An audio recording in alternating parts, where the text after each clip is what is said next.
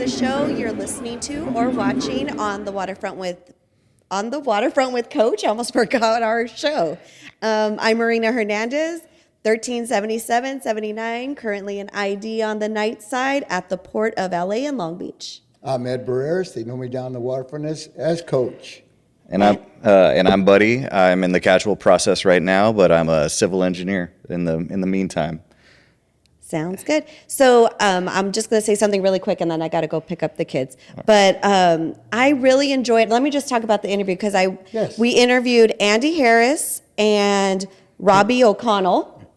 They are two of the founding fathers of the San Pedro Skate Park Channel Street on Channel Street. Channel Street. So if you're from Pedro, if you're in the skate community, you definitely know about it. And we interviewed the founding fathers. I think that's that's a good get. Right. I think there's two other guys that he mentioned their names also. Definitely. Yeah, there are more guys, but yes, there are more guys. Right. So, but it just made me feel like when you're working swing shift and you're underneath the hook, and say you're below deck, so you're guiding traffic, but then you have nothing but time to talk to someone, and you just find out about them, and you just show up to work. You don't know who you're going to work with, and then you're like, oh, you're doing this really awesome thing, or you're the founding father of that. It's just so cool. That's great. Yeah. I love it. I love longshoring industry that way. I love longshoremen that way. It's like people are into so many different things. There's people I met, this one dad, his son was a firefighter and in this really big explosion, and he was telling me about that one time. Like, it's just a cool vibe when you're working swing and able to talk to your coworkers. Seems like all longshoremen, they have something else going on the side, and you get to talking to them, and wow, you do that? Or you're a doctor, a podiatrist, or a nurse. There's all kinds of people down there. It's amazing, Andy, I was talking to Andy. He's a gear man at the cruise terminal with Ernie, and he saw the podcast with Ernie. He goes, I didn't know what he did, and he said he opened up, and I said, I got to have you on this program because it involves San Pedro, and it's founded by longshoremen, and they're doing a great job. And he also mentions the politicians that are involved. Janice Hahn, Tim McCosker. Joe that sparks your interest. You love talking about politicians. I love I feel like that should have been like an alternate job for you, maybe. Yeah, Janice, I've talked to her many, many times, and Tim, they're really good people. And we're going to have Tim on next week. Yes, we are going to have Tim on very soon. So that'll be really cool. Yeah. That'll be a good one. Okay, guys, I got to go. You got it? We got it. All right, love you guys. Thank you. Love you. Love you. Yeah, Dad. So being here, I'm here producing the whole podcast here. I'm running all the cameras, the lights and stuff. And that was a great episode. I'm really excited for this interview to come out. They did a great job. They did. Being founding fathers and starting from just a mound. Yeah. And then just going and having go by the red tape and and once again, the politicians that backed them up, and then they say I'm not going to talk about that one, which it was sort of exciting about all the police and everybody pulling up. I'm excited we get to tease that because there were some moments for them. But when you had let me know that Andy and Robbie were going to be on the podcast, I was really excited because growing up in the harbor area in Wilmington and like San Pedro, all my friends were into skating. I grew up in the late 90s, early 2000s. So the Tony Hawk games were very foundational to my love of music, my love of art, and skateboarding was just like something that everyone did. So I remember you taking me to that park to skate and hang out with my friends. So I was very stoked to see these guys and to finally meet the legends who come up, who I didn't even know. I didn't even know the work that went into it. I thought it was like partially a city-run thing. I don't know. It has a unique vibe that is not like other skate parks, which feel a little bit more, city-owned, city controlled. This felt more family. If family, Right. real, do it yourself, everyone's looking out for each other, taking care of it. So Right. that was such a great interview. I'm excited for our listeners to get to hear it. Yeah, Tony Hawk was a little bit instrumental, not directly to that park, but he put his name out. That so thank you, Tony. Thanks. If you want to come onto the podcast, that'd be cool. That would be great. I also wanted to shout out very quickly. We have a couple of sponsors to thank. Well, first we've got this generous donation from Vince Perozzi of MVP Action Picks.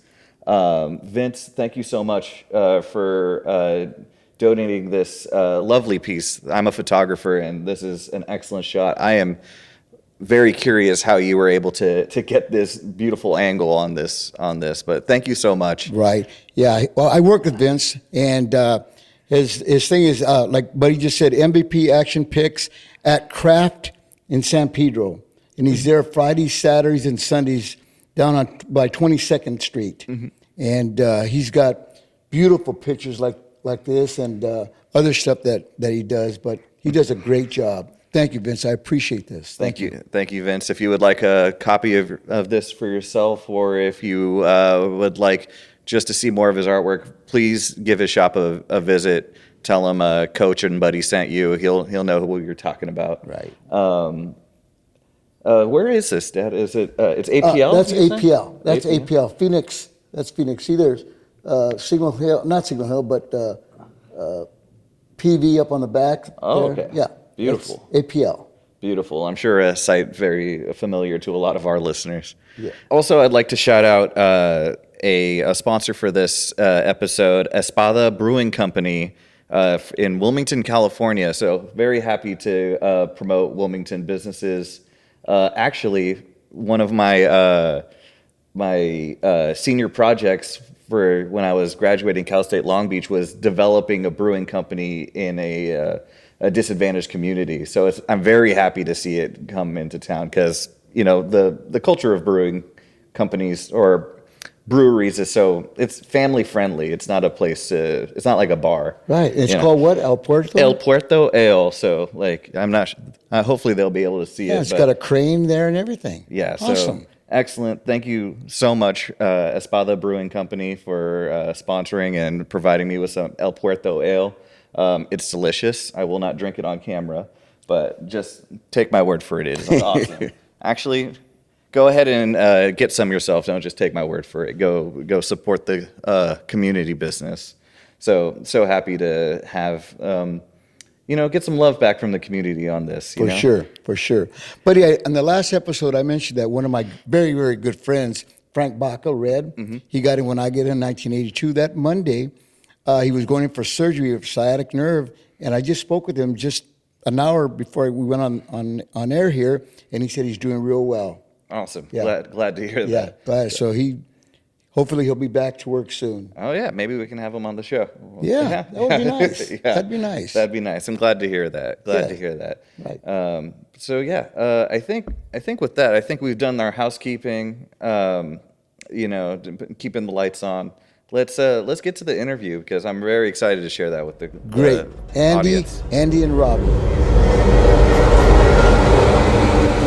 Okay, I've got them thrown. All right. Today we have two special guests, two longshoremen that have been instrumental in starting the San Pedro skate park. And we'll introduce both of these guys. They're great guys. Robbie O'Connell.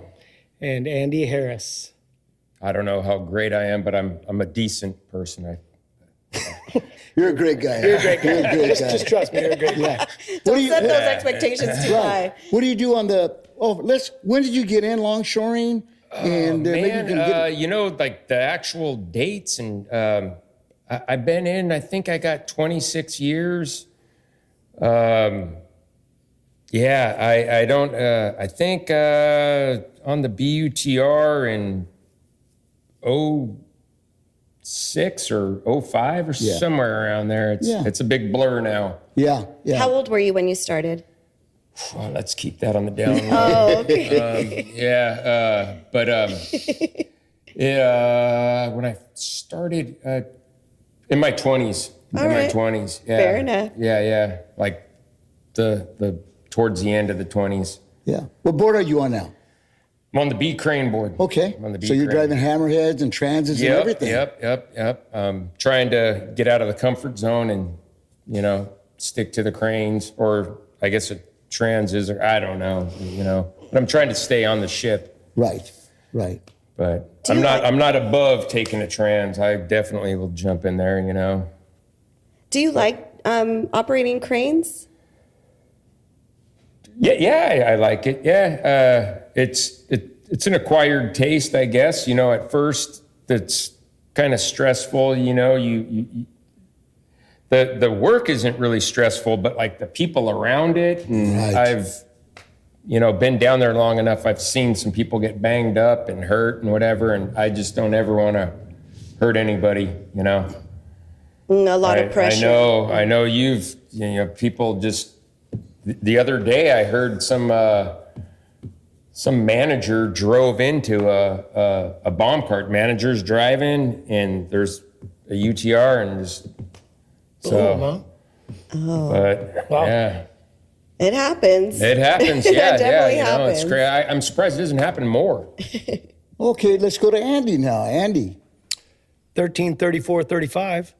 Andy Harris. I'm gearman at the Long Beach Cruise Terminal. Been a gearman for about 4 or 5 years now. Before that, I was in a ship gang for a lot of years, and Gang 48, and got in 04 as a casual, and then thank you, Mark Rivera, for that interest card. And then I think 07 got registered 2.5 years at the casual hall, and have been. I heard you laugh. That's a short period of time. It's the luck of the draw. Right. I mean, I did pump It's timing. and miss You a lot had of to. things. There was a lot of work at that time. There was a lot of work. Right. Yeah, it was a different time, I spent those years at the casual hall, and then got registered in 2012, I believe, and did the 5 years as an ID, and then on and on and on. Yeah, so Right. I've always been kind of drawn to the work outside of the container yards. I mean, I obviously worked containers and that kind of thing, but was always drawn to the general and drawn to the cruises and kind of the like break bulk kind of loose cargo kind of stuff, Yeah, very physical, hands-on kind of work. thinking on your feet kind of thing, and just like the crowd. I like to reminded me of skateboarding, kind of, just like climbing on stuff, jumping up on stuff, that kind of thing, Yeah. So I was always drawn to that. The gearman at the cruise terminal is a lot different than a guy on the ship, because you have to set up everything. I mean, gearmen set up on the ship, but you're doing a little different. Can you explain what you do? Yeah, it's different at the two different cruise terminals. We used to have some lines. I worked for Metro, and we used to have some different lines over in Pedro too. So, but now we're just solely at Long Beach. Metro's in Long Beach, and I think Ports America has all the lines over at 92, 93 in San Pedro. So, in the morning I set up everything. There's these loading platforms that we have to. I have to get on a telehandler lift, one of those boom out lifts, to hang those against the hatch openings and lash those down.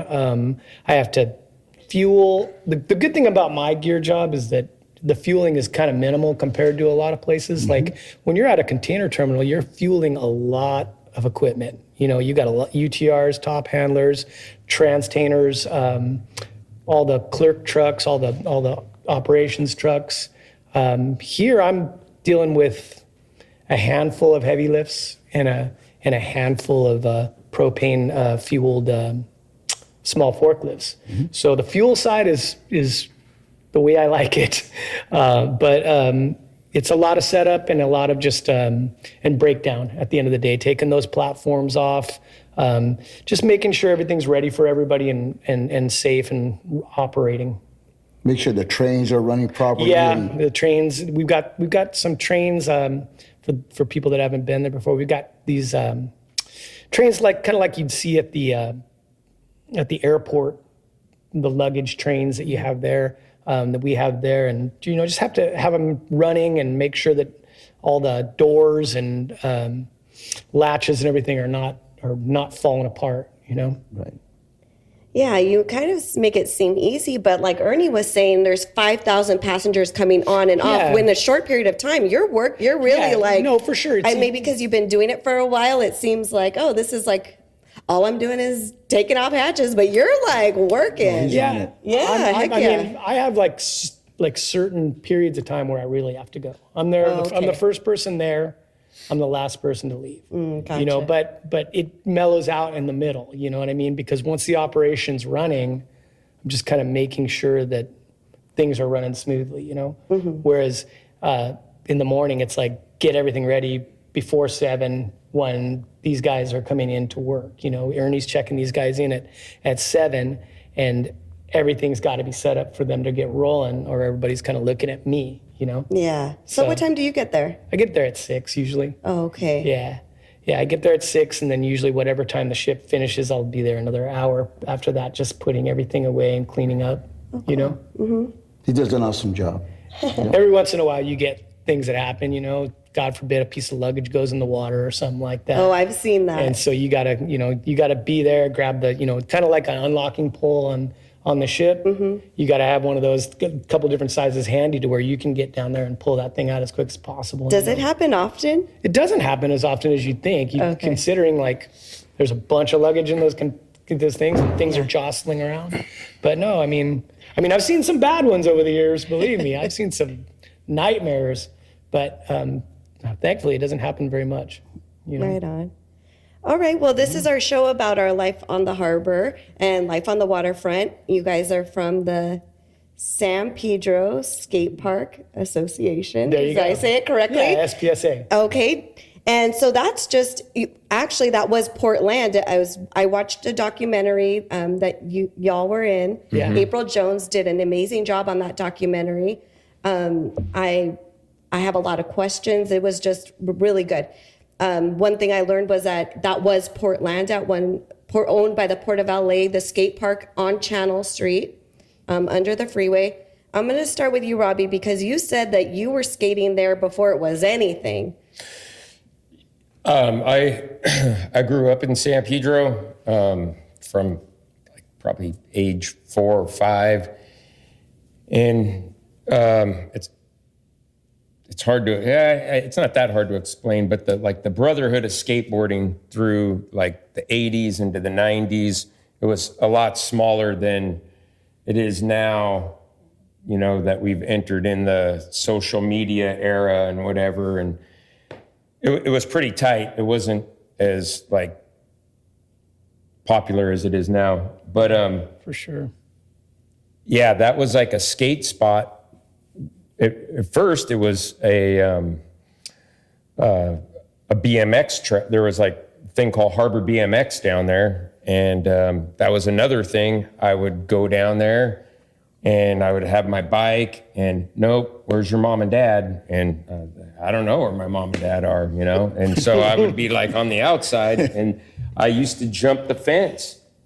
I was 12 years old, throwing my bike over that thing, and what are you doing? And then we'd get ran. So I've been going down to that thing, which is kind of weird that you bring that up. Not really that weird, but it's odd, I guess, that we end up doing this like really close to almost the location of where that Harbor BMX was. And it has, I don't know, I think for a while it was kind of used as a park and ride. I guess that's what it was intended for or something. Mm-hmm. But it became pretty quick, like a hot spot for like just dumping washers and old hot water heaters, and somebody remodeled their kitchen. So it's always been kind of like neglected. And then I don't know. Did I answer the question? Or? Yeah, so that space just drew you there because it was a BMX. So you were like, No, so me and Andy and these other friends, we like this is like the oversimplified Perfect. scenario of it. Like we're skating, we're grown kids, and we're driving super far to go skateboarding. At this time, the lawsuits were still kind of hot. There's all kinds of weird little things that add to this story. Like we would go to these skate parks that absolutely were garbage, and we'd be like, "What?" And they would go like, "Hey, where's your helmet, your pads, and Sign this waiver. And it's not like we're some like outstanding athlete, but we've been in the game for a while. Yeah. And so I don't need a pad or a park nanny. Somebody telling me like, hey, grown man, put on your, like, what? What the? So we were driving all over. Me and Andy went to all these city council meetings about building a skate park, like at the boys club, and like here we are. I guess we're kind of like this ragtag, like, oh, look at these pothead surfer guys, and this dude is like, hey, this isn't about you and your surfer friends getting jobs. And I'm like, oh, sorry. And yeah, that's what he said. And so I'm like, I guess I fit the description, Your Honor. We won't mention any names. Yeah, I'm leaving his name out, but I still remember this guy, man. I'm like, what the hell are you like, what, dude? Who's bringing up like getting me a job? I got a job, The haters are the motivators. It was going nowhere. Indeed. I didn't know that though. Mm-hmm. I didn't We were know naive. that. Yeah. You're talking about skateboarders. You guys are good athletes. I mean, You beat yourself up pretty good. I took Buddy when he was a youngster. I took him to the forum and everything, and Tony Hawk was there. Was it Bern Lindquist? Is that his name? Burnquist. Oh man, Bob Burnquist. Yeah, Bob. These guys are amazing athletes. Mm-hmm. You can go backwards and forwards. That guy, you don't even know which way he's going. These guys are awesome. Remember that, Buddy? It was great, man. Nice. So my hat goes off to you guys because you guys take them. I've seen them guys take a farm arena. Oh my goodness. It's a lot harder now at 53 years old. Oh, it's hard. You're still skating? Oh yeah. Oh, you never stopped. No. Everything hurts. And there's people that like I started skateboarding with that kind of like that like I said, that put this all into like had our lives intersect and whatever. And I mean, they're older than us and they're still, dabbling and participating. So it's a little different than your like, is that the right word? Like the city sanctioned sports, your baseball, basketball. For sure. Like organized sports. Organized. And that was the thing that like I always would scratch my head, like when we're sitting there and they're talking about these like building a skate park, then they're like in the same breath they're talking about the exclusion of like what? Well, then why are you even building this thing if you're gonna like say, hey, you got to have this, and I mean, come on. Kind of takes the whole renegade aspect out of it. Do you not want these people skating in your bank or business plaza? Because it's going to still stay there if you keep all this added bullshit to it, For sure. It's kind of always been a thing that's pretty simple, you got a board, you got your wheels, and you just go out the door, Right. And That's the beauty of it. Yeah. So you were like, they're like, hey, we're doing you a favor. We're going to stay off your property, but we need our own space pretty much. So you went to the city council at first. We got approached, I think, early on there were talks, this is way back in the like late 90s. and with the Boys and Girls Club and with Peck Park. Peck Park eventually did get a skate park, but this was way back. And they brought it up, and like he said, it was just kind of like, it was just immediately like they were negative toward us. Like, oh, it's going to be like this, guys. Don't get your hopes up. And it's just like, what's the point? Right. You know? And I think where he was leading is that after all that, after all this time trying to get this thing built, we started seeing these spots getting built, these DIY spots, these do-it-yourself spots. Like the holy grail is Burnside, the Burnside project up in Portland, built under an overpass, and it's been around for 30 or 40 years now. Skaters under, you can imagine in a place like Portland that gets a ton of rain, you need a place that's covered to skate. And so these dudes started building stuff back in the 90s and just kept going, and that thing's still there. So definite inspiration from there. And then there was one in Philly that got built, FDR. And then Washington Street Skate Park in San Diego. Which is weird, like getting back to like how it intersected everyone's life. We have a friend that's a photographer, and he lives down in San Diego. And so when we started the building under the 110 freeway, it was just this, we started with just this pile of dirt, and we turned it into this, it's what would be called to your civilians like a pump bump. And we started this pump bump. Our photographer friend took a picture of it, like, look at that thing. And it's just this big concreted round roll. It looked like a gigantic speed bump. And but it was buttery sweet. And It's no longer the photo ended up being shown to these dudes in San Diego, and these guys down in San Diego like latched onto it and like, whoa, go back, whoa, and they were in awe of it, and so that kind of started the connection. And then go down there and camp out. I was a casual at the time, so I had no schedule. I was completely undomesticated, and I would just go down there and just hang out and build and work, and and then they would come up and help us. Yeah, it was From San Diego. Yeah, From San Diego. So we call our skate park Channel Street, at kind of in homage to Washington Street. Washington Street was before us by maybe a couple of years, and we were like, well, this is our spot, so let's call it Channel Street because it's off of Channel Street, so the Channel Street Skate Park. Yeah, and but those things were kind of like the determining factors of like, dude, we don't have to deal with these lamos. We can go just build our own thing. I mean, don't get me wrong. I think Robbie would agree too. I don't think we thought that this was going to last very long. You're like 2 blocks from Harbor Division, Right. And, we're just like, we'll just screw it. Let's go buy like 10 bags of Quickcrete at Depot and get some chicken wire and borrow some water from like one of the automotive places there. And we just...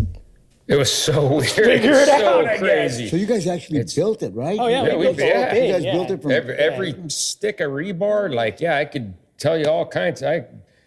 There's weird little time capsules in there. Oh, yeah, there's all kinds of little Some Easter kid eggs. had Like, poor what's in behavior, there? and his skateboard got put into a concrete pour Okay. because of a bad attitude. Oh. Yeah. Oh, There's file cabinets in there. There's all kinds of crazy stuff. okay. Just because we were just using whatever we could to like fulfill. Right. And especially in the early days, a lot of the early stuff is gone now, though. Like the early, like that pump bump that you talked about. The original stuff, we actually, as time went on, we kind of demoed, and as we got better, as we got more funding, as we got more recognized, we demoed stuff, took that demoed material and backed it up into a wall and built something else there. Now, did you have construction guys going down there? No, it was showing how us, to- man. And that you was guys- before YouTube. So how Oh, yeah. how did Yeah, you so, know to do that? I had a job. I worked in all kinds of construction capacity Okay. and whatever.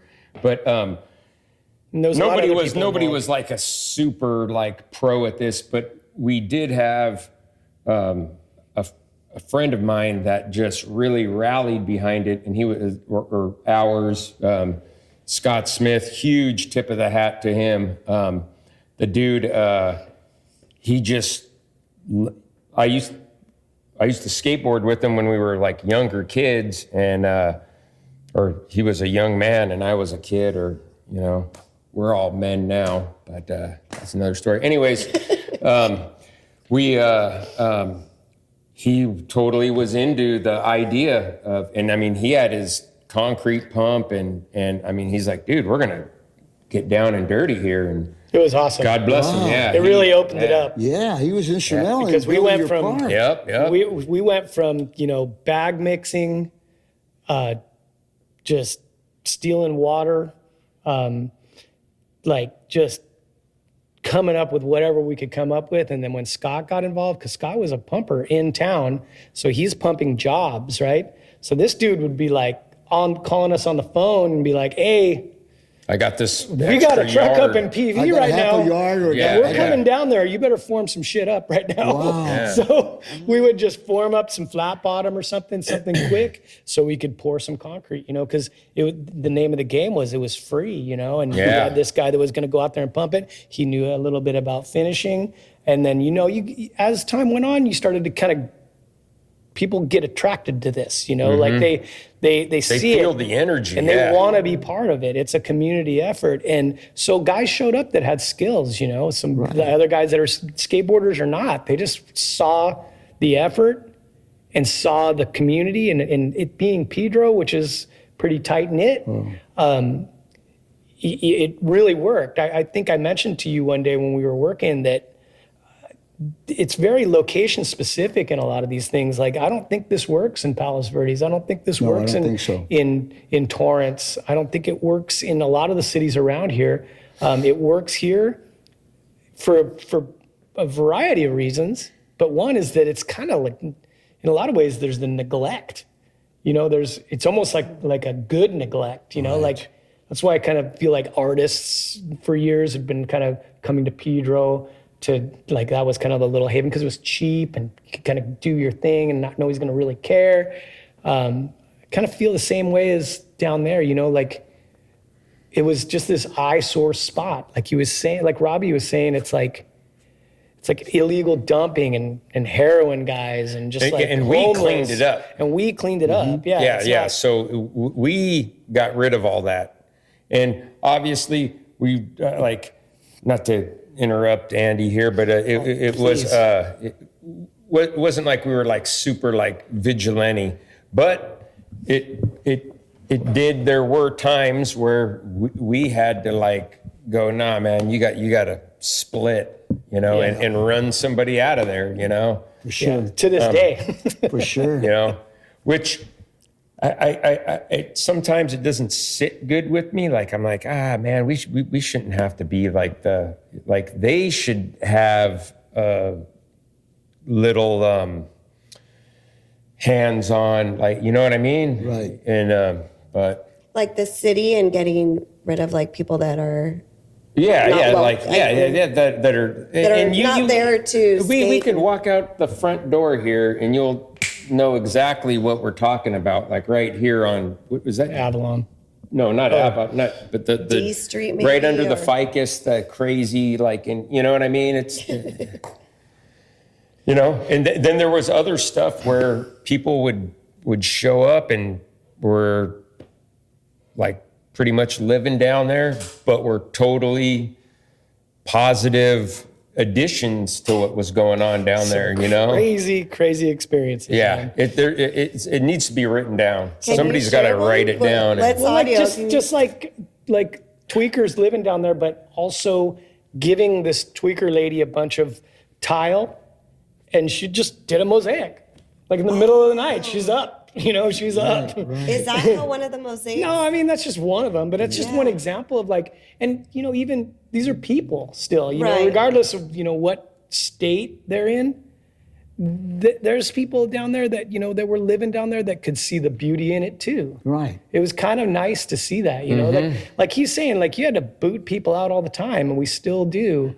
But there was definitely some people that can appreciate, from a cop all the way down to like a heroin addict living on the streets, It's a trip. Now, how about, did the city get involved? Did you have to have permits? I mean, now you have to have a permit to do almost anything. We're getting So to that. I guess that's what we're gonna get to, right? I mean, it was insane for the longest time. Longest time, like where we put this thing in, it was fenced. So on top of everything, I mean, we didn't really like get into how freaking hard. Basically, the only way I could explain it, and I use this a lot, is like that thing was built by the Amish. Literally. Like sledgehammer, like demo the street, everything. Like we should have like rolled up with like horse and buggy and those beers. wow. And Bare hands. They're bare hands. There was a lot of bare hands, especially in the early days. because we would do all this concrete, and then we'd have to jump a chain link fence to get in there. Yeah. And like With a bucket of water. this CHP dude, I don't want to put him on blast. I mean, I hope he's still alive, but this guy, like, we're in there and we have this ramp and we're doing all this stuff. And then he pulls up and it's like, oh, the cops, the ultimate bust. Right. It's not like a suit and city badge dude. We're afraid of them. Because they came in too, the city badge people and whatever, and we love you. I hate them, and like they're just double talk, But so the cop is like, I'm not going to do anything, and then he would chat with us, Yeah. and I got to know the guy kind of. It was like It was so crazy. Our interactions with people down there, with like the cops, most of the time, super cool. Well, they show the positive things. The positive aspect of Yes. it. I mean, it's kind of like just by putting bodies down there, that homeless element doesn't want to be there. Right. Because they don't want people looking at them. Right. And then after that, I mean, this is say a couple years into, or even a year into it, kids started showing up. All these kids, parents, like I always thought that was so funny, like parents pulling in with a minivan and dropping their kids off under a freeway and just bailing. like, all right, I guess we're babysitting your kids now. Right. But I mean, we put them right to work. Right. Like it was crazy. Like some of the things that some of these kids that literally grew up down there, they didn't have any kind of life skills at all. And we taught them how to use a shovel properly. And we taught them how to take out trash. And we taught them how to mix a bag of concrete in a wheelbarrow. And serious, like little life lessons that some of these kids have really benefited out of this. Some of them blew it. But there's a handful of guys that came out of that are solid human beings now. So it's a cool thing to look back on. All the interactions we had with people, with parents, with city officials, with cops, the business owners. I mean, the business owners of that whole Big Nick's and what's it called, Las Brisas, Yes. and the liquor store and the donut shop over there, they've totally benefited from that Sure they place. did. Because over the decades, that's become a spot for the young guys to go over and get their donuts and We hyped up. I mean, there was a place right up Channel Street called San Pedro Building Supply. yeah. Oh, we were in that thing constantly. Yeah, These guys they were drive like, forklifts of cinder blocks over for us. yeah, they were like, oh heck yeah, It was so cool. I'm so bummed that place closed down. It was, because yeah. like it was the classic mom and pop connection. You got this DIY park and you got this little operation across the street we were getting our supplies from. I'd much rather buy them from them than probably from Home Depot. Home Depot. Right, for sure. Now, city officials, you talked about city officials. Can you name a city official that really was a backbone or helped you guys? The first thing that went down was when we decided, once, like Robbie said, when Scott Smith got involved and we went beyond the bag mix and we actually like, screw it, we're ordering a truck, a full load of concrete. Right. So we formed up some stuff, brought the freaking truck back in there, and that kind of like brought a little bit of visibility. Right. And so that day, street services, the harbor department, and the cops all showed up and said, cut this off. This is about 2004, okay. Right? And we had already made kind of a connection with Janice Hahn's office, and her chief of, her like main assistant was Caroline Brady, who is like a patron saint of the skate park, in my opinion. She's now the executive director of the Cabrillo Beach Aquarium. Thank you, Caroline. Thank you. Caroline is Janice, thank awesome. you. And Janice, so I got on the phone that day because all these people were down there going, this is done. This is over. And I called Janice's office, and Caroline came down and said, and negotiated that thing. They put up a fence between where the railroad is and the skate park.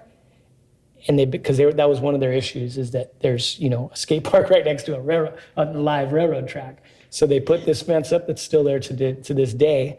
And it basically kind of just, they left us alone. They left us alone for several years. And through that, Han's office, especially Caroline, had suggested that we incorporate as a nonprofit. And so before we get to that, we did that event after this part. Sorry, because I'm really interested on how was that day when they showed up? Were both of you guys there? Oh, yeah. And was it like... We had wet concrete on the ground. Wet concrete on the ground. They roll up and you guys are like... Fuck. And then what was like, was it like the heads, like the leaders approached each other and tried to negotiate a bit? What was that day They like? said, who's the leader there? Who's in charge here? It was so crazy. Like I said, there were the CHP, there was two of them that would patrol that thing. And one dude was like a little younger, and then the older guy was, I'm guessing he was like a Texan or something. He's like this kind of had like a little Southern drawl to him. And both of them were totally on board with us, which caught me off guard. I'm like, oh, the cops like, wow, this is the first time in my life. Kind of rekindled my faith in mankind. It really did. It was a trip, I'm more of the glass is half full guy now. And it's all because of that, And Officer Ross. Oof, he said it. But Yeah, Ross. he's retired now, guaranteed. He was a backbone, helped you guys? Yeah, he just was... He just Cool would guy, just turn cool. the blind eye. Yeah. And I guess that too, like when someone approaches you, you don't know, like, is this going to be contentious or is this like, what is there? We could tell this was going to be contentious on that day because a lot of people showed up. Yeah. Okay. And they drove like down a coordinated They effort? drove down the like dirt next to the railroad track and pulled up right on it. And we got a concrete truck there, and we got like 8 or 9 people finishing concrete. And we had to pull away and go talk to them, And then that's when I was like, look, let me get on this horn. I remember my phone was like that big. It was like a little Nokia. Right. And I called over there, and I mean, you know what? She came right down. They came down, and it was, then the Daily Breeze did a little article about it. At this time, I wasn't longshoring. He was casualing, and I was an LAUSD substitute teacher. Okay. And I taught at Dana primarily. And like the first kids that came down there were kids that were in my classes. And these are men and women that I know now that are in their 30s and like have kids themselves and have jobs, and they're all responsible. But yeah, that when she came down, and it kind of set us on this path of like, whoa, dude, we might have just kind of got a little bit of a green light to keep doing what we're doing. Right. And because the harbor backed off, because technically, because of that rail line, which is the Pacific Harbor Line, that's jointly owned by the Port of Los Angeles and the Port of Long Beach, because they jointly own that rail line. So you can imagine the complications that arise when the Port of Long Beach is involved in something in San Pedro as well. Right. But they kind of just left us alone once that fence went up. And the thing was, we got to building. Like around 2004, like that was all small stuff. After that, we started building like the bulk of the skate park you see there now, some big stuff. And Who developed the plans? Who was like, hey, let's do a These two guys. bowl? Like who? I mean, a handful of us, but I mean, it was just Was there a plan? Like someone drew it out? talk. Oh, Draw. just talking like One time, one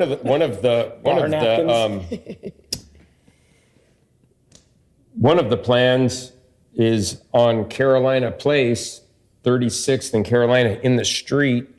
A guy that I used to work for, he had me like lay it out to scale in his. He has like a wood shop behind his house, Mike Wilder, and he was like, yeah, here you go. This is what it would look like. He drew the plans. Well, it was drawn. It was like chalk lines, and we were like, the dude's like pretty handy, and we did a scale thing, and that's the square bowl, which is kind of a popular a feature of the park. Big giant piece. We did that bowl. We did in I think 2005, and it was 2 full trucks of concrete. We shotcreted it where that's like brought through an air compressor that shoots the concrete so it sticks to the vertical walls. We did 2 full trucks. That's 20 yards of concrete, and that was one of the bigger. I think that's probably the biggest. That was a big one. Yeah, and that's all the way back in 2005. We had allies from Burnside to Sage Bulliard. All these people came down. Super, like there's so much more to it too. Like there's Andy was talking about like the Burnside and those guys that started that. Like 2 of the dudes that they went into like they're like concrete contractors, and they make Dreamland skate parks. They make these insane skate parks. I'm surprised nobody really like looks at what they're doing. I mean, it's incredible the stuff they make. Yeah. It's unbelievable, and it's like, and Andy and I and other people would try to talk to These guys. the city council people down here and go like, look, you're going to get the most bang for your buck with this right here. Here you go. You want to become the great councilman or whatever, and look at what I did and all that, whatever. Go with these guys. When we're like in reference, kind of like when Peck Park was being built, the skate park, we push so hard for these guys that are just like world-class craftsmen, skateboarders, but have their own skate park business. And the way the city works, it's all about the lowest bidder. It's all everybody's in bed with everybody, and we didn't get the contractor we wanted. And the town suffered because of that, because Peck Park didn't really turn out that great. Right. But you know, that day, that big pour day, like that does underline how cool this world is. That skateboarding and also this kind of DIY construction like melded together, where you got these guys coming from Portland, you got these guys coming from San Diego, you got these guys coming from all these different walks, like all these different skate park companies, and all coming together to work on this. And free. And for free. Free. just for the love of it. Yeah, absolutely, 100%. Yeah. And that's what's always like, I think, blown people away about it. And that's what a lot of these kids have kind of learned, like a lot of them that started out down there, like they used to call it, oh, that's your skate park, Andy, that's your skate park, Robbie. No. This is our thing. This is the community's thing. There's no ownership here. The only ownership that's here is you cleaning up that trash, you calling out people that are littering, you making sure you're doing what's right, because this is your home as well. So it does do something that maybe wouldn't happen in a classroom or in a job or whatever, where you do learn to be like, to work together. Right. Yeah, and I think it takes like that kind of, selfless investment, and then the young person kind of like latches onto it, because for sure we didn't just oh, here you go. Yeah, it's great. Yeah, you know, throw Slurpees and Cheetos everywhere and then bail. Like They'd get called out. Yeah, you would, you know. Called Yeah, out. there's a story about that in the documentary, Dad, where like almost too big, Yamo, am I saying Yamo? Yamo, he should be here. He's an ID. Oh, is he? He's an ID? Oh, cool. I Dayside might see him. ID. Is he night or days? Dayside ID. Oh, okay. I won't see him. But maybe I feel like, maybe you've seen him. Anyhow, so he's like one of the founders, I Yep. would say, too, Yeah, correct? 100%. Okay. So he was saying, and then these kids were saying at the same time that they would just throw their trash there. And he's like, hey, bro, you got to clean up that trash. And they're like, no, we're not going to do it. So he got a trash can and threw it in where they're skating. Like, if you want to skate, clean up all of that now. Like, this, like, we're working here. This is not a, Right. you got to put in work down here. And the kids were like, oh, shoot, like, okay. So then it seemed like it was a big thing. There's a sign, a painted, say, pick up your trash. Like, Totally. Like, this is a respected area here. Totally. Yeah. And it's just about, you know, I mean, for one thing, we're totally illegal. So, Yeah. so I mean, any little thing that they can come after us, They will. they will, you know? So we want to come off as being like a pinnacle of the community and not doing it to like get fame or anything. It's just doing it because we love to skateboard. We love to be hanging out with our friends. And, you know, we also like skateboarding's kind of that brotherhood where like you like to see the youngsters coming in, the little grommets coming in and like learning how to skate and stuff, you know, and it's fun to watch that. It's like to see them come up and see them like achieve things, you know? So it's just a different vibe than kind of a organized sport. Well, you have Janice Hahn, who's a big politician down there. She's awesome. But what about Tim McCosker? Tim, he basically kind of inherited us, you know? Right. Because, so, I mean, really it went from Janice, and then Joe had 2 terms, and then we went into Tim. But with Joe, there was a couple of his aides were pretty instrumental in helping us through a really dark time in the skate park where I don't know if you remember, there was an addition to the 110 coming off the 47, off the Vincent Thomas. They added a lane. And this was in 2014, and they closed the skate park due to overhead construction. Mm-hmm. And we were told, this was during Buscaino's term, we were told, all right, we're gonna have to close the park down. It's only gonna be for a year during the construction. And so you don't really have a choice. You know, we're not a legal entity. We do have a nonprofit, but it's nothing we could really do. It's not really our land, right?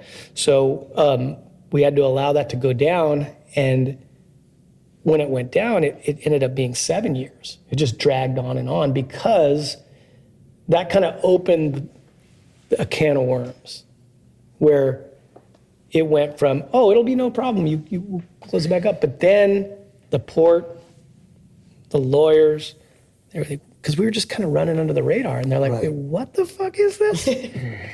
And they're like, wait a minute, no, we can't. So then it becomes this thing of like Buscaino's office promising to help us. And truthfully, they did help us a lot. Right. There's one particular, Axel Palacios, who's now a big time aide for Tim, but he was also an aide for Joe during Joe's term.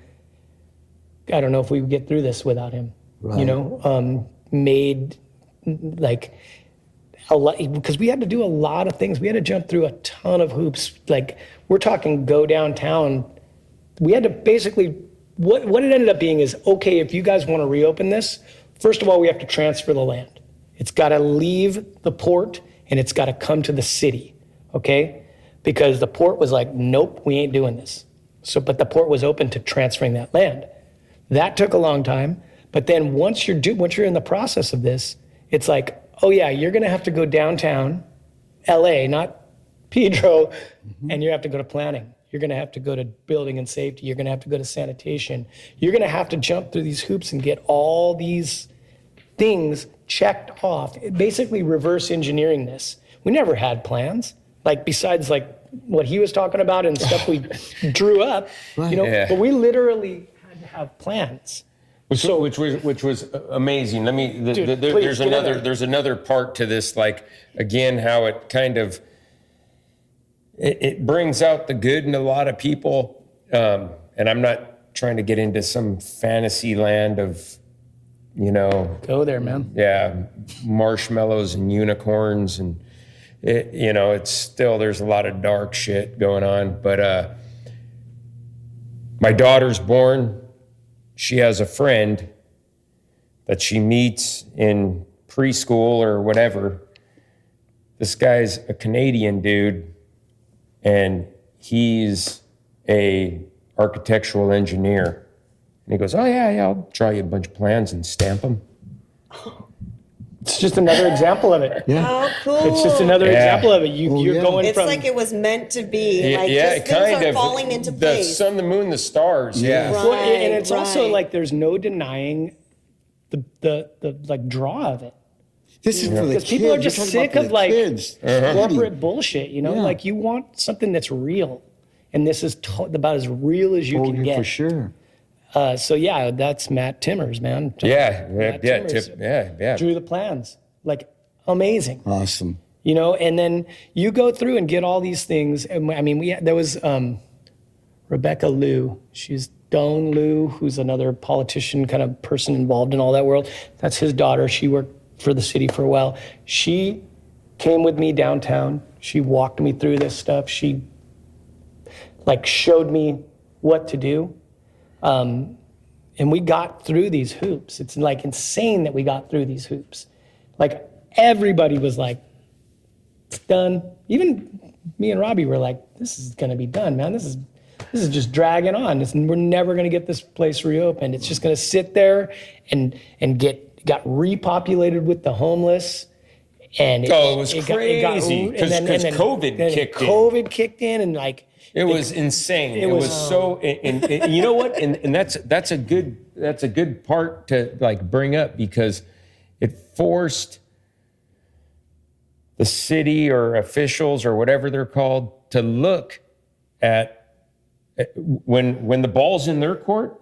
Look at what happened.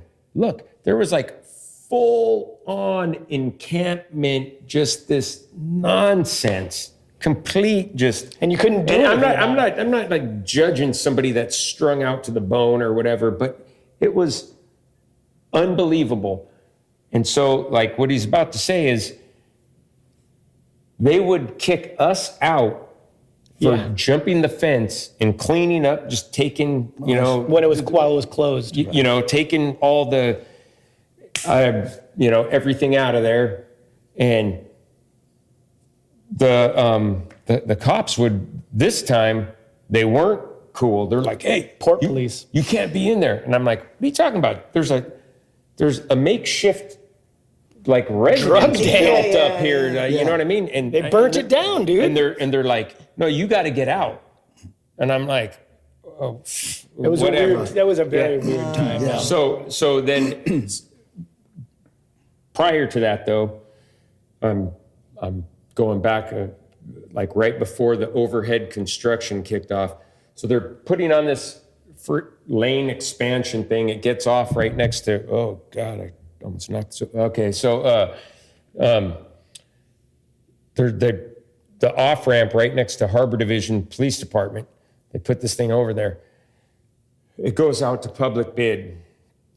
Before they build it, they were like, hey, we're going to have to put a support column right in the center of your skate park.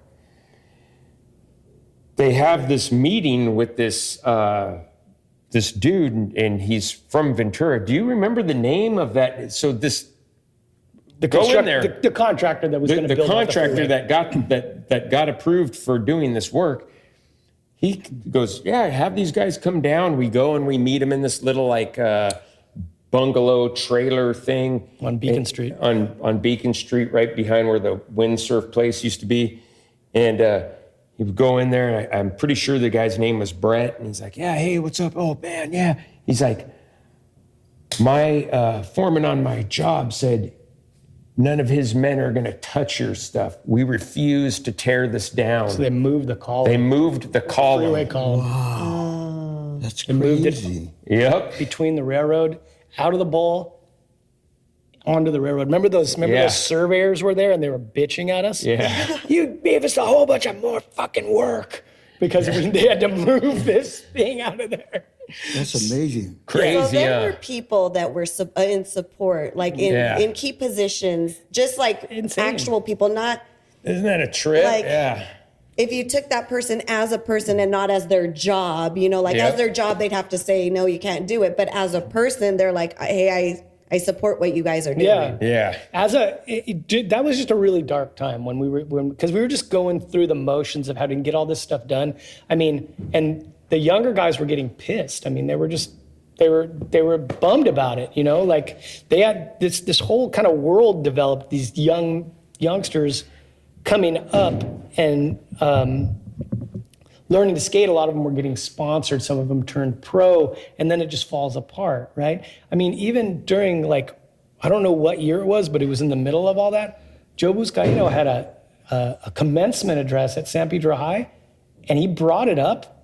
I don't know why he did, because they booed him at the commencement because he brought up Channel Street Skate Park that they were trying to get it reopened, but it had been dragging so long that it just came off wrong, and the crowd booed him. You can hear it. Yeah. Oh, Yeah. So, I mean, and that's not to take away from that. I mean, they were in charge when we got this place back. So much thanks to them, you know. Right. Well, it probably took the booze for him to be like, oh, shoot, this is something There was a lot of that pressure people on him. care about. Want, That's yeah. huge There was a pressure on him. on there was a him. huge Yes. social media pressure on him was as good. well, you know, because these guys were like, no, this is BS, you know, like Robbie said, you've got homeless encampments now instead of a community skate park. I mean, literally, we're getting tickets for jumping the fence to clean up the place. We even went so far at one point, I said, you know what, why don't we do something that gives us even more visibility? We went up the hill, you know, like the hill where you get onto the 47 off of Gaffey with that big kind of green hill that's right there. Right. Black Hill. Well, yeah, it's the back of Black Hill, yeah. We climbed that thing when it was all covered in homeless encampments. This is like probably 2017 or something. We climbed up there and cleaned it. Like as a community thing, like let's go up there and let's document this and go clean this hill up. It was because it was nasty, you know, and it was in our neighborhood. Right. So, Such proactive efforts. Did you spearhead that? yeah, I just brought it up and then people were pumped. And they do were it. like, okay, let's And do then it. we got Clean San Pedro got involved, or no, it wasn't. It was like some dudes that were. There's a guy that works for Joe for Tim's office now. The hell's that guy's name?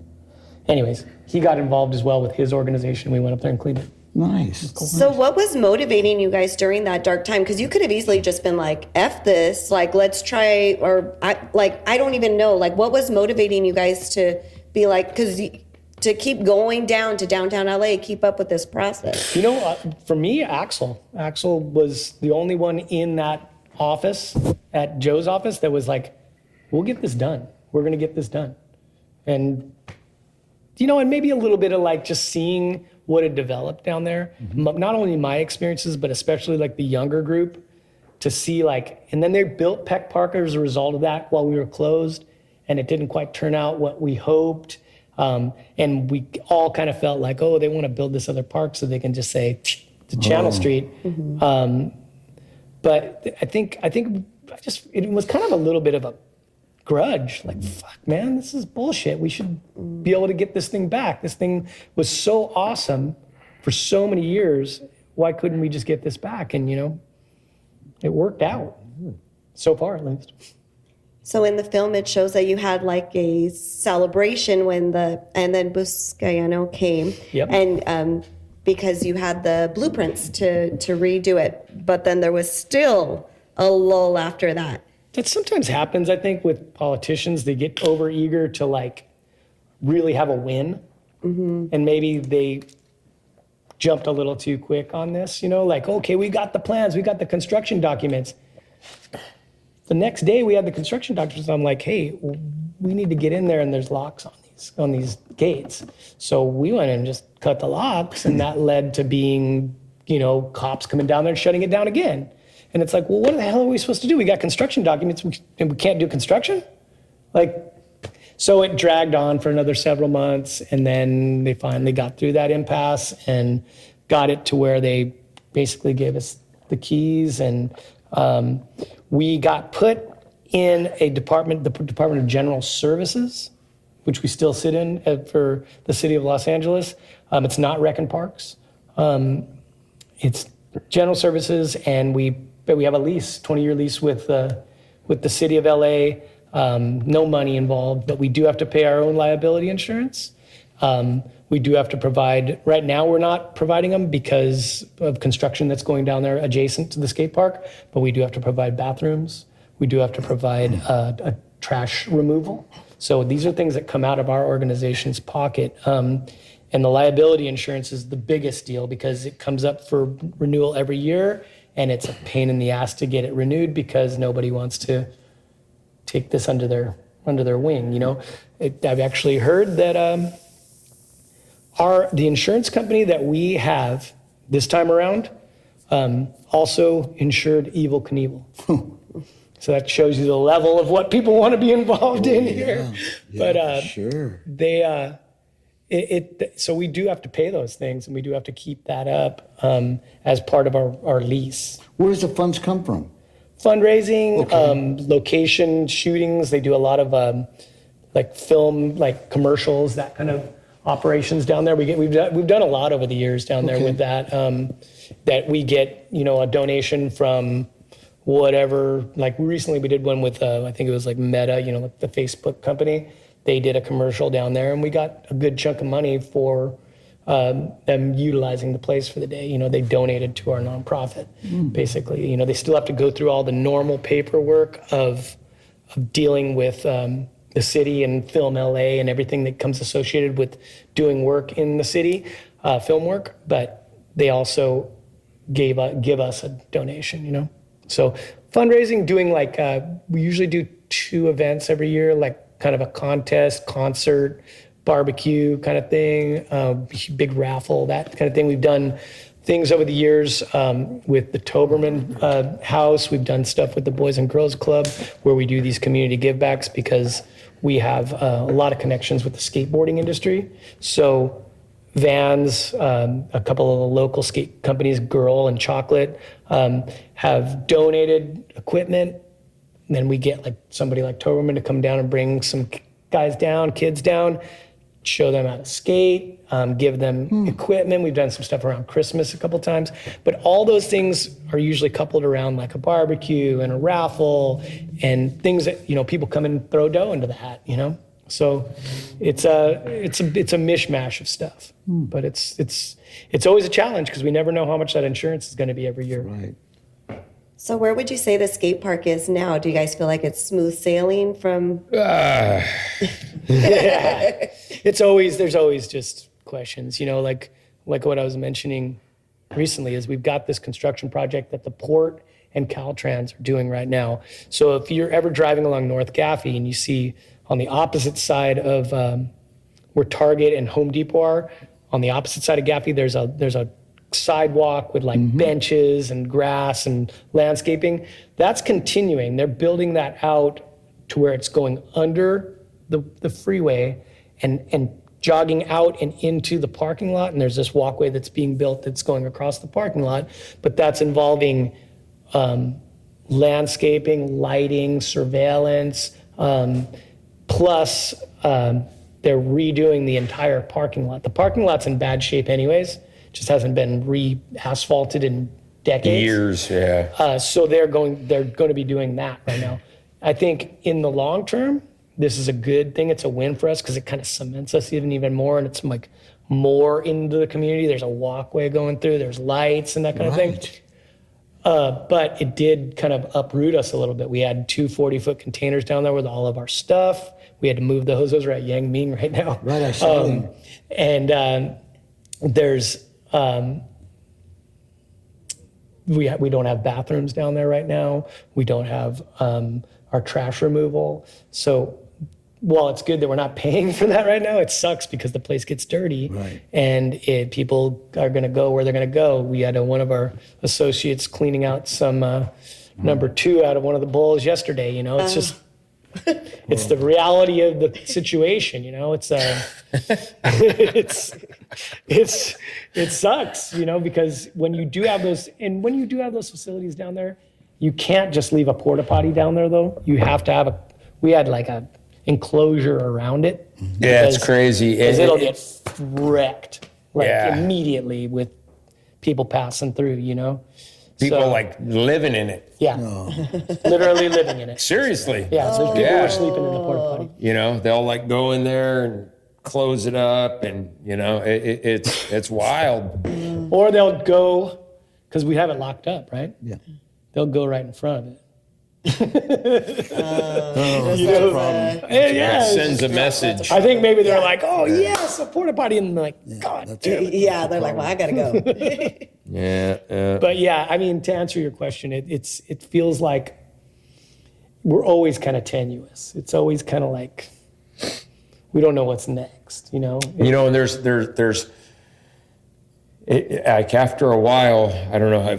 I'm not speaking for Andy or anyone Please at do. Yamo or whatever, but like it gets with all the good that you see, you do like end up like getting a dose of reality. You know, we would do all kinds of stuff to like kind of give the place like a little softer edge, plant cactus and plants and whatever, and try to set up the front of the, you know, I guess, you know, the kind of the buzzword now is like some curb appeal. And we had an anchor in an old, like, Jitney wagon, yeah, like for like a bale of cotton or something. you know, like those little wagons that the jitneys used to pull. Yeah. And these dudes come, cut this lock that we had, and somebody saw this derelict like dragging this thing down the street with like a probably like a sport fishing boat size anchor. Bigger Like than a hunt. sport fishing boat. This thing, You know? this thing's massive. And yeah, So we set it up on the corner of Channel and Gibson right there. Like he's saying, it was that's like the curb tip of the appeal. iceberg. This story too. It was a curb appeal kind of thing. You put an anchor out there and this old like piece of like longshore equipment. Like this looks cool, you know. And we locked it down and everything. And I get a phone call and I'm like coming from break from work or something. And the guy, hey, these guys are stealing this shit. And I pull up and this dude is dragging this steel-wheeled wagon down Gibson toward Wilmington. Like, this guy's going to the scrapyard with this thing. He's going to go walk 6 miles with this thing. And he has the anchor on it. And we just came down there like, hey, what are you doing, dude? Took it back. Oh my, wow. Yeah. So you get like a little kick in the teeth every so often, you know, and there's always been like some vandalism going down and like there's just so much. It's a never ending thing. Yeah. But this none of this stuff happens without the support of the city. It Yeah. literally doesn't. So you actually mentioned it a while ago. We haven't talked about Tim, but Tim has been nothing but like 100% behind us from the get-go. Even when he was running, when we first got to know him, I think he was a land use lawyer in his earlier days. So the guy is like a wealth of knowledge, and his staff solid and 100% behind us, which has like been really, really cool to know that you've got that people behind your back. When something comes up, I've got on the phone and called him and like he answers the phone. It's like insane, you know? And I mean, even to this point, even to this day, like with Janice being in the county supervisors, like I see her at Trader Joe's and stuff, and like we always chat it up. You know, she always called it her Watts Towers, you know, because it's kind of got this art aspect to it too. You know, mosaics and murals, which I mean, going forward, we really want to push the public art down there, you know, and maybe this organization here, we'll have to talk. Maybe we can get in touch with some people that would be interested in doing some high-level kind of mural work down there, you know, because if you think about it, when you drive by it, when you're going to work, when it's such a, like, it's just a huge canvas. Right. Like, can you imagine all those walls with public art, you know? Right. So that's maybe like the future. But you guys are doing a great job. Appreciate, you know, all the support And you know, guys give the other thing community. too, because this is a waterfront podcast, you know, like there's been so many people in the in the maritime industry, whether it's guys working the tugs or guys working longshore, that have had their hand in this. You know, it's so cool. Like me and Robbie, Yamo, our friend Lorenzo's a mechanic that's been involved in that. Who else? Wilder is a clerk. You got all kinds of people over the years that have had their hands in this, that have worked down on that waterfront. And I think it's a testament to kind of the small world. You know, like these guys know us because you know each other from work. Right. And then you see us working down there, they're going to Big Nick's to get some food and going like, what are these dudes doing? Right. You know, so that's it's a good feeling, you know, like having that small of a community and backing you. Whereas most other places, this doesn't happen. Yeah. They're like your buddies where you live, where you work, where you play, just totally intertwined. It's for a while there was mostly work and not a lot of play. I'm kind of enjoying the play side of it now. You know, it really Enjoying the fruits now. after a while. It's that's like right. Chinese water torture. You know, you're like, oh, You're like, how much more can I take? yeah. And then you'd be working, like you'd be down there working and like dudes would show up and start skating and you're like literally the same thing with Yamo. Yamo would be like, we'd be down there working and there'd be guys like skating the bowl next door and he'd throw like dirt in there to stop them from skating. So it's nice. It's kind of like, you know, we're at a point now where like, yeah, there might be little improvements here and there, but the thing's kind of built, you know? Yeah.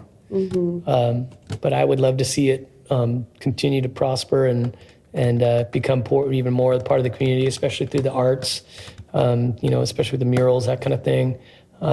So we'll see what happens. It'll be cool too when the Olympics happen and we have people converging from all For around sure. the world, like just And skating people know in about it.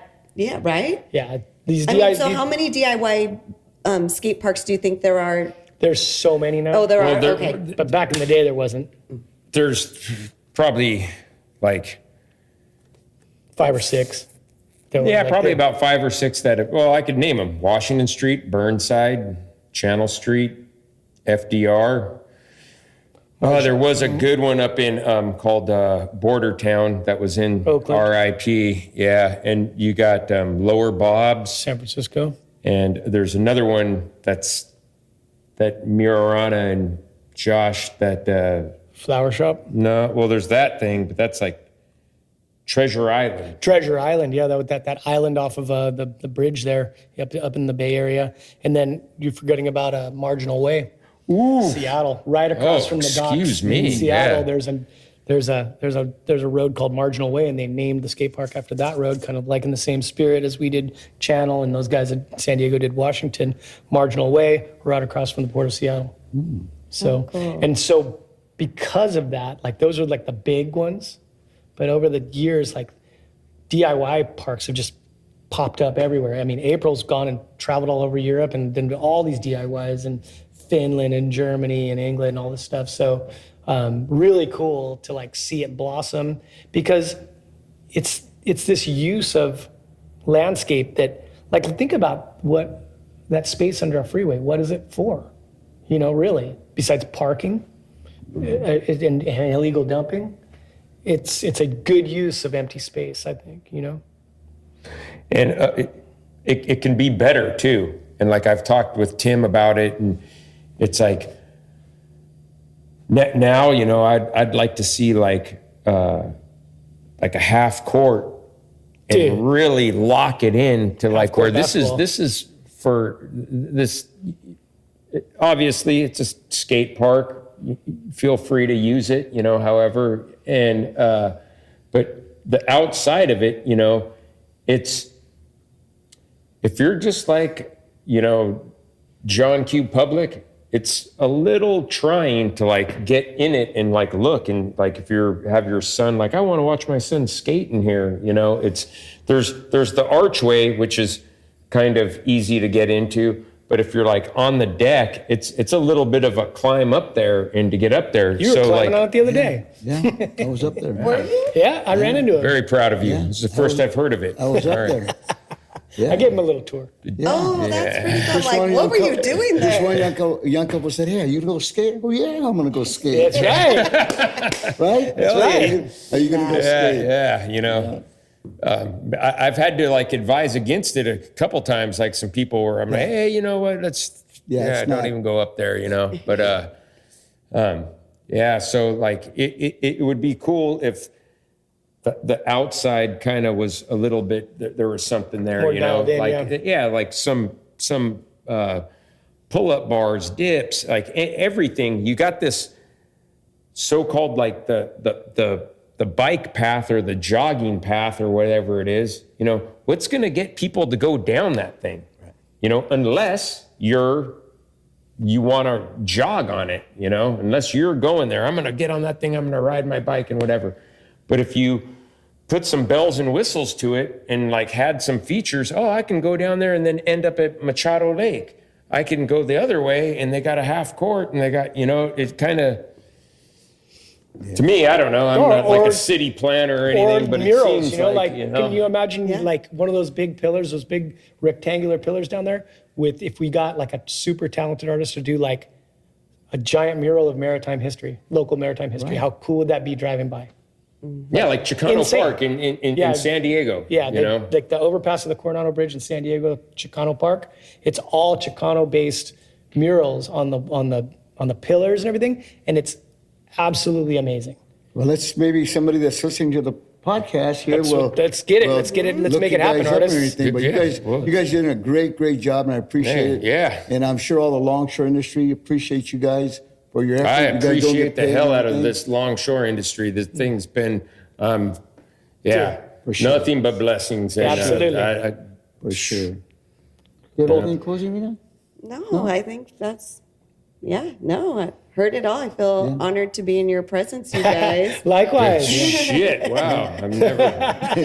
All right. Thank you guys. Appreciate you. No, Hey, I no problem. appreciate you guys, man.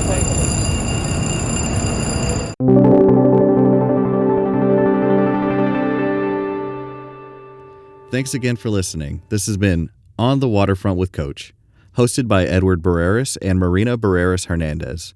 Production and engineering by me, Buddy Barreras, and recorded in collaboration with the Avalon Arts and Cultural Alliance. Proudly made in the heart of the harbor, Wilmington, California.